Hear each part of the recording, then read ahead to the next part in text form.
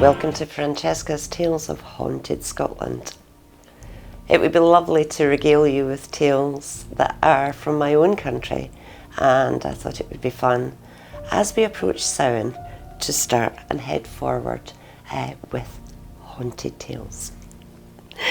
Samhain comes from the ancient Celtic natural ending of the year. It's the ancient Celtic festival, and therefore is celebrated widely still in Scotland, although nowadays you guys would call it Halloween. Halloween comes with its own little tricks and treats, and one of the beauties of Halloween evenings is sitting around a lovely warm fire and talking about ghost stories.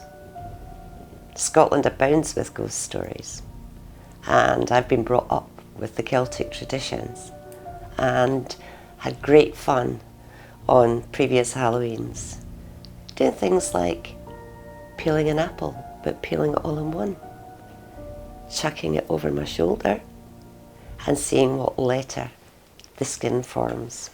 You've got to do it all in one though, guys. You never know. The initial that shows with that skin could be your next love. Another one that was used a lot at home was collecting a bunch of hazelnuts and putting them in the fireplace. And if one popped, that could demonstrate who your next lover would be. There are more serious traditions as well. There's links with the crossroads, and of course the crossroads brings with it Hecate, the goddess of the crossroads. People have differing beliefs about crossroads energy.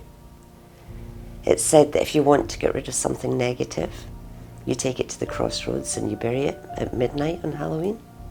Then you turn your back to stop giving it any more power.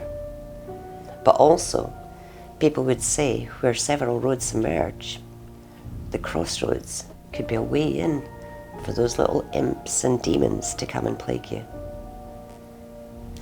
Folklore is built up all over the world, and it's fascinating. We know that going back in time, if there was a death in the household, people used to cover mirrors. But do you really know why? Let me tell you. It was once believed that if you didn't cover the mirror, the soul of the newly departed might get trapped on earth. Also, people talk about if you break a mirror, you get 7 years bad luck. There's a reason for that. Going back in time, it was more expensive than anything to buy a mirror. They didn't come cheap. You couldn't walk down to your local DIY store and say, I fancy that one. So only those who were rich and opulent could afford them. Now, bearing in mind that the average housemaid's fee at that time was a few shillings a year, they could end up paying for a broken mirror for the next 20 years if they weren't careful. So that's the reasoning behind it.